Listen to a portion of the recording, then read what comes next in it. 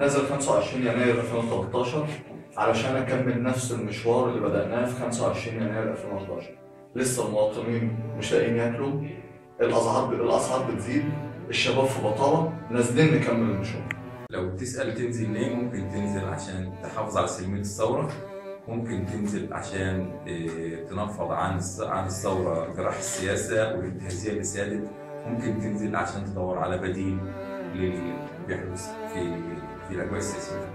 أنا نازل يوم 25 بسبب استمرار المحاكمات العسكرية ضد المدنيين، وده اللي بيحصل من خلال محاكمة أهالي جزيرة القرصاية حاليا.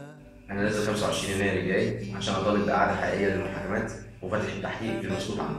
أنا نازلة 25 يناير 2013 عشان أطالب بحد أدنى وأعلى الأمور وأطالب بإعادة المحاكمات. أنا نازل 25 يناير علشان أرفض التدخل الخارجي في الشأن الداخلي مصر. أنا نازل أطالب بالقصاص لجميع الشهداء والمصابين والمعذبين والمعتقلين. أنا نازل أطالب بعدالة انتقالية تقطع الظلم والظلم.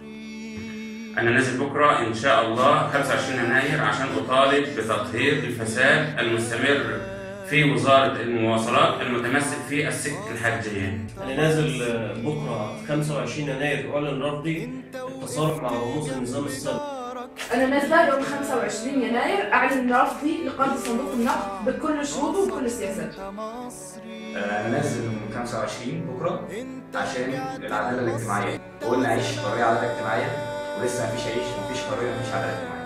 نازلين عشان مصر.